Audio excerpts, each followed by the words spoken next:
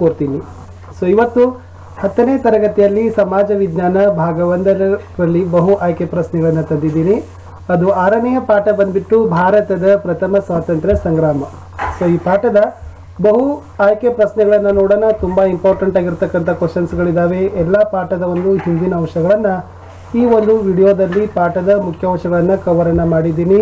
Sure ಆಗಿ ಇಲ್ಲಿರತಕ್ಕಂಥ ಪ್ರಶ್ನೆಯಿಂದ ಹೊರಗಡೆ ಬರತಕ್ಕಂಥ ಶಕ್ಯನೇ ಇಲ್ಲ. ಯಾಕಂದರೆ ಎಲ್ಲ ಒಂದು ಪಾಠದನ್ನು ಓದಿ ಮುಖ್ಯಾಂಶಗಳ ಮೇಲೆ ಪ್ರಶ್ನೆಗಳನ್ನು ರಚನೆಯನ್ನು ಮಾಡಿದ್ದೀವಿ.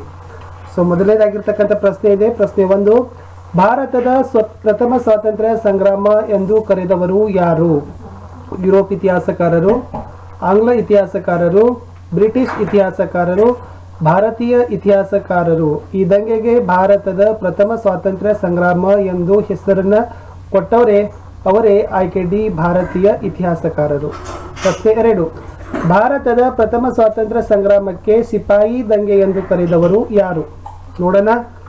ಯುರೋಪ್ ಇತಿಹಾಸಕಾರರು, ಇಂಗ್ಲಿಷ್ ಇತಿಹಾಸಕಾರರು, ಅಮೆರಿಕ ಇತಿಹಾಸಕಾರರು, ಭಾರತೀಯ ಇತಿಹಾಸಕಾರರು. ಭಾರತದ ಪ್ರಥಮ ಸ್ವಾತಂತ್ರ್ಯ ಸಂಗ್ರಾಮಕ್ಕೆ ಸಿಪಾಯಿ ದಂಗೆ ಅಂತ ಹೆಸರನ್ನು ಕೊಟ್ಟವರು ಇಂಗ್ಲಿಷ್ ಇತಿಹಾಸಕಾರರು ಅಂತ ಹೇಳ್ತಾರೆ. ಪ್ರಶ್ನೆ 3, ದತ್ತು ಮಕ್ಕಳಿಗೆ ಹಕ್ಕಿಲ ನೀತಿ ಜಾರಿಗೆ ತಂದವರು ಯಾರು? Lord Cornwallis, Lord Dalhousie, Lord Wellesley, Lord Ripon. ದತ್ತು ಮಕ್ಕಳಿಗೆ ಹಕ್ಕಿಲ್ಲ ಅಂತಕ್ಕಂಥ ನೀತಿಯನ್ನು ಜಾರಿ ಮಾಡಿದವ ಆಯ್ಕೆ ಬಿ, ಲಾರ್ಡ್ ಡೌಲ್ಹಾಸಿ. ಪ್ರಶ್ನೆ 4, ತಂಜಾವೂರು ಮತ್ತು ಕರ್ನಾಟಿಕ್ ನವಾಬರ ರಾಜರ ಪದವಿಗಳನ್ನು ರದ್ದುಪಡಿಸಿದವರು ಯಾರು? Lord Cornwallis, Lord Dalhousie, Lord Wellesley, Lord Ripon. Thanjavur ಮತ್ತು ಕರ್ನಾಟಿಕ್ ನವಾಬರ ರಾಜರ ಪದವಿಗಳನ್ನು ರದ್ದುಪಡಿಸಿದವ ಲಾರ್ಡ್ ಡೌಲ್ಹಾಸಿ ಸರಿಯಾದ ಉತ್ತರ ಇತ್ತು. ಪ್ರಶ್ನೆ 5, ದತ್ತು ಮಕ್ಕಳಿಗೆ ಹಕ್ಕಿಲ್ಲ ಎಂಬ ನೀತಿಯ ಮೂಲಕ ಬ್ರಿಟಿಷರ ವಶವಾದ ಮೊದಲ ಸಂಸ್ಥಾನ ಯಾವುದು? ಹೈದರಾಬಾದ್, ಝಾನ್ಸಿ, ಸತಾರ, ಕಿತ್ತೂರು. ಸರಿಯಾದ ಉತ್ತರ ಇತ್ತು ಆಯ್ಕೆ ಎ, ಹೈದರಾಬಾದ್ ಅಂತಕ್ಕಂಥದ್ದು ಸರಿ ಇದೆ. ಪ್ರಶ್ನೆ 6, ಇಂಗ್ಲೆಂಡಿನ ಈ ಕ್ರಾಂತಿ ಮೂಲಕ ಭಾರತದ ಕೈಗಾರಿಕೆಗಳು ಕ್ಷೀಣಿಸಿದವು. ಇಂಗ್ಲೆಂಡ್ನಲ್ಲಿ ಯಾವ ಕ್ರಾಂತಿ ಆಯಿತು? ಇದರಿಂದ ಭಾರತದಲ್ಲಿರ್ತಕ್ಕಂಥ ಕೈಗಾರಿಕೆಗಳು ಕ್ಷೀಣಿಸಿದವು. ಕೃಷಿ, ಕೈಗಾರಿಕೆ, ಶ್ವೇತ, ಕಾರ್ಮಿಕ. ಸರಿಯಾದ ಉತ್ತರ ಇತ್ತು ಆಯ್ಕೆ ಬಿ, ಕೈಗಾರಿಕಾ ಕ್ರಾಂತಿ ಮೂಲಕ ಭಾರತದ ಕೈಗಾರಿಕೆಗಳು ಕ್ಷೀಣಿಸಿದವು. ಪ್ರಶ್ನೆ 7, ಭಾರತೀಯ ಕೃಷಿಕರನ್ನ ಶೋಷಣೆಗೆ ಒಳಪಡಿಸಿದ ಪದ್ಧತಿ ಯಾವುದು? ದಸ್ತಕ, ಮಹಲ್ವಾರಿ, ರೈತವಾರಿ, ಜಮೀನ್ದಾರಿ. ಸರಿಯಾದ ಉತ್ತರ ಇತ್ತು ಭಾರತೀಯ ಕೃಷಿಕರನ್ನ ಶೋಷಣೆಗೆ ಒಳಪಡಿಸಿರ್ತಕ್ಕಂಥ ಪದ್ಧತಿ ಅದು ಜಮೀನ್ದಾರಿ ಪದ್ಧತಿ ಅಂತ ಹೇಳ್ತಾರೆ. ಪ್ರಶ್ನೆ 8, ಕಂದಾಯ ವಸೂಲಿ ಮಾಡುವ ಹಕ್ಕು ಇವರಿಂದ ಹಿಂಪಡೆಯಲಾಯಿತು. ಜಿಲ್ಲಾಧಿಕಾರಿ, ನವಾಬ, ತಾಲೂಕುದಾರ, ಜಮೀನ್ದಾರ. ಸೊ ಮುಖ್ಯವಾಗಿ ಕಂದಾಯ ವಸೂಲಿ ಮಾಡ್ತಕ್ಕಂಥ ಹಕ್ಕು ತಾಲೂಕುದಾರ ಕಡೆ ಇತ್ತು. ಅವರಿಂದ ಬ್ರಿಟಿಷರು ಏನು ಮಾಡ್ತಾರಪ್ಪ ಅಂದರೆ ಹಿಂಪಡೀತಾರೆ. ಪ್ರಶ್ನೆ 9, ಇನಾಮ್ ಭೂಮಿಯನ್ನು ವಾಪಸ್ ಪಡೆಯಲು ನೇಮಿಸಿದ ಆಯೋಗ ಯಾವುದು? ಮನ್ರೋ, ಥಾಮಸ್, ಇನಾಮ್, ಲಾರ್ಡ್ ಡೌಲ್ಹಾಸಿ ಆಯೋಗ. ಸೊ ಇನಾಮ್ ಭೂಮಿಯನ್ನು ವಾಪಸ್ ಪಡೆಯಲು ನೇಮಿಸಿರ್ತಕ್ಕಂಥ ಆಯೋಗ ಬಂದ್ಬಿಟ್ಟು ಇನಾಮ್ ಆಯೋಗ ಸರಿಯಾದ ಉತ್ತರ ಇತ್ತು. ಪ್ರಶ್ನೆ 10, ಬ್ರಿಟಿಷರ ಕಾಲದಲ್ಲಿ ನ್ಯಾಯಾಲಯದ ಭಾಷೆ ಯಾವುದಾಗಿತ್ತು? ಹಿಂದಿ, ಕನ್ನಡ, ಸಂಸ್ಕೃತ, ಆಂಗ್ಲ. ಸೊ ಬ್ರಿಟಿಷರ ಕಾಲದಲ್ಲಿ ನ್ಯಾಯಾಲಯದ ಭಾಷೆ ಬಂದ್ಬಿಟ್ಟು ಅದು ಆಂಗ್ಲ ಭಾಷೆಯಾಗಿತ್ತು. ಆಯ್ಕೆ ಡಿ, ಆಂಗ್ಲ ಭಾಷೆ ಅನ್ನೋದು ಸರಿಯಾದ ಉತ್ತರ ಇತ್ತು. ಪ್ರಶ್ನೆ 11, 1857ರ ದಂಗೆಗೆ ತತ್ಕ್ಷಣದ ಕಾರಣ ಏನು? ದತ್ತು ಮಕ್ಕಳಿಗೆ ಹಕ್ಕಿಲ್ಲ ನೀತಿ, ಕೈಗಾರೀಕರಣ, ರೈತರ ಶೋಷಣೆ, ರಾಯಲ್ ಎನ್ಫೀಲ್ಡ್ ಬಂದೂಕುಗಳಿಗೆ ಹಂದಿ ಕೊಬ್ಬು ಸವರಿದ್ದು. 1857ರ ದಂಗೆಗೆ ತತ್ಕ್ಷಣದ ಕಾರಣ ಬಂದುಬಿಟ್ಟು ರಾಯಲ್ ಎನ್ಫೀಲ್ಡ್ ಬಂದೂಕುಗಳಿಗೆ ಹಂದಿ ಕೊಬ್ಬು ಸವರಿದ್ದು ಸರಿಯಾದ ಉತ್ತರ ಇತ್ತು. ಪ್ರಶ್ನೆ 12, 1857ರ ದಂಗೆಯ ವದಂತಿ ಹಬ್ಬಿದ ಸ್ಥಳ ಯಾವುದು? ಸತಾರ, ಜೈಪುರ್, ಉದಯಪುರ, ಬ್ಯಾರಕ್ಪುರ. ಸರಿಯಾದ ಉತ್ತರ ಇತ್ತು ಬ್ಯಾರಕ್ಪುರ. ಪ್ರಶ್ನೆ 13, ಬ್ರಿಟಿಷ್ ಸೈನ್ಯದ ಅಧಿಕಾರಿಯನ್ನು ಕೊಂದವರು ಯಾರು? ಮಂಗಲ್, ಗುಮಾನ್, ಮಂಗಲ್ ಪಾಂಡೆ, ಸುರೇಂದ್ರ ಪಾಂಡೆ. ಸೊ ಬ್ರಿಟಿಷ್ ಸೈನ್ಯದ ಅಧಿಕಾರಿಯನ್ನು ಕೊಂದವನು ಮಂಗಲ್ ಪಾಂಡೆ ಸರಿಯಾದ ಉತ್ತರ ಇತ್ತು. ಪ್ರಶ್ನೆ 14, ಬ್ರಿಟಿಷರ ಪ್ರಬಲ ಸೇನಾ ನೆಲೆ ಯಾವುದಾಗಿತ್ತು?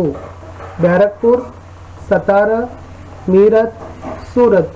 ಬ್ರಿಟಿಷರ ಪ್ರಬಲ ಸೇನಾ ನೆಲೆ ಅದು ಮೀರತ್ ಆಗಿತ್ತು. ಪ್ರಶ್ನೆ 15.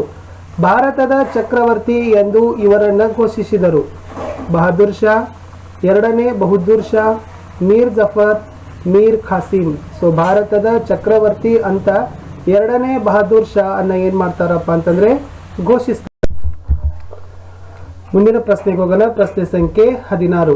ಕಾನ್ಪುರದಲ್ಲಿ ಸಿಡಿದೆದ್ದವರು ಯಾರು? ಸೊ ಬ್ರಿಟಿಷರ ವಿರುದ್ಧ ಕಾನ್ಪುರದಲ್ಲಿ ಸಿಡಿದೆದ್ದವರು ಯಾರು? ಬಹದ್ದೂರ್ ಶಾ, ಎರಡನೇ ಬಹದ್ದೂರ್ ಶಾ, ಬಾಳಾ ಸಾಹೇಬ್, ನಾನಾ ಸಾಹೇಬ್. ಸೊ ಬ್ರಿಟಿಷರ ವಿರುದ್ಧ ಕಾನ್ಪುರದಲ್ಲಿ ಸಿಡಿದೆದ್ದವರು ಆಯ್ಕೆ ಡಿ ನಾನಾ ಸಾಹೇಬ್ ಅಂತಕ್ಕಂಥದ್ದು ಸರಿ ಉತ್ತರ ಇತ್ತು. ಪ್ರಶ್ನೆ 17.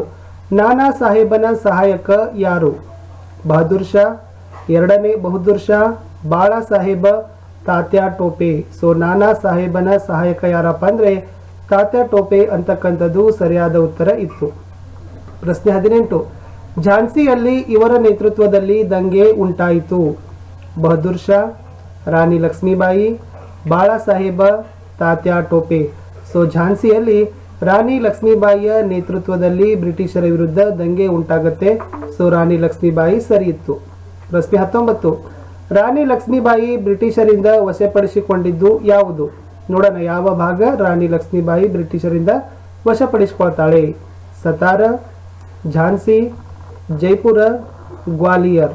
ಸೊ ರಾಣಿ ಲಕ್ಷ್ಮೀಬಾಯಿ ಏನ್ ಮಾಡ್ತಾಳಪ್ಪ ಅಂದ್ರೆ ಬ್ರಿಟಿಷರಿಂದ ಗ್ವಾಲಿಯರನ್ನು ವಶಪಡಿಸಿಕೊಳ್ತಾಳೆ. ಆಯ್ಕೆ ಡಿ ಗ್ವಾಲಿಯರ್ ಅಂತಕ್ಕಂಥದ್ದು ಸರಿ ಉತ್ತರ ಇತ್ತು. ಪ್ರಶ್ನೆ 20.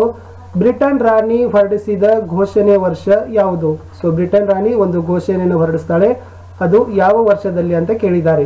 1857, 1856, 1858, 1859. ಸರಿಯಾದ ಉತ್ತರ ಇತ್ತು 1858ರಲ್ಲಿ ಬ್ರಿಟನ್ ರಾಣಿ ಘೋಷಣೆಯನ್ನು ಹೊರಡಿಸ್ತಾಳೆ. ಪ್ರಶ್ನೆ 21. 1857ರ ದಂಗೆಯಿಂದ ಅಂತ್ಯವಾದ ಆಡಳಿತ.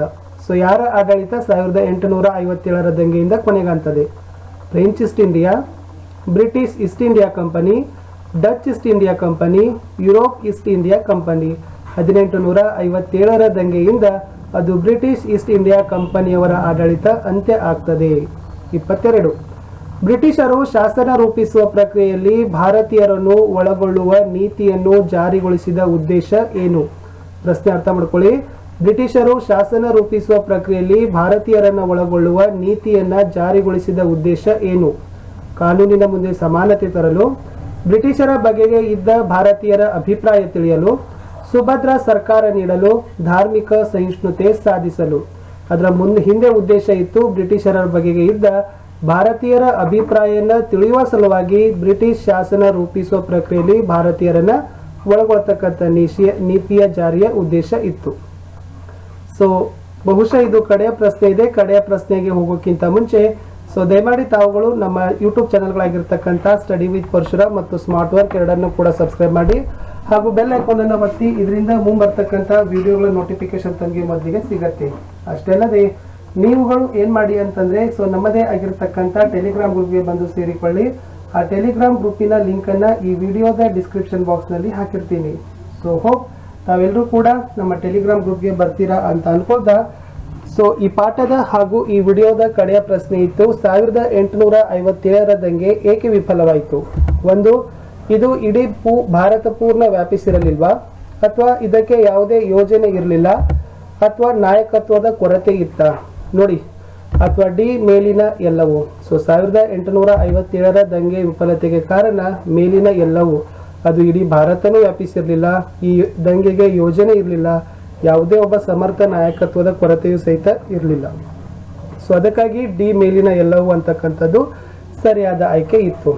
ವಿದ್ಯಾರ್ಥಿಗಳೇ, ಇಲ್ಲಿಯವರೆಗೆ ನಾವೇನ್ ಮಾಡಿವಿ ಅಂತಂದ್ರೆ ಭಾರತದ ಪ್ರಥಮ ಸ್ವಾತಂತ್ರ್ಯ ಸಂಗ್ರಾಮ ಅಂತಕ್ಕಂಥ ಪಾಠದಲ್ಲಿ ಒಟ್ಟು 23 ಬಹು ಆಯ್ಕೆ ಪ್ರಶ್ನೆಗಳನ್ನ ನೋಡ್ಕೊಂಡು ಬಂದಿವಿ. ಬಹಳಷ್ಟು ಇಂಪಾರ್ಟೆಂಟ್ ಆಗಿರ್ತಕ್ಕಂಥದ್ದಿದ್ದಾವೆ ಪರೀಕ್ಷಾ ದೃಷ್ಟಿಯಿಂದ. ವಿಡಿಯೋ ಇಷ್ಟ ಆದ್ರೆ ಒಂದು ಲೈಕ್ ಮಾಡಿ, ನಿಮ್ಮ ಫ್ರೆಂಡ್ ಸರ್ಕಲ್ಗೆ ಶೇರ್ ಮಾಡಲು ಮರೆಯದಿರಿ ಅಂತ ಹೇಳ್ತಾ ಮತ್ತೆ ಸಿಗುವ ಮುಂದಿನ ಪಾಠದಲ್ಲಿ. Thank you.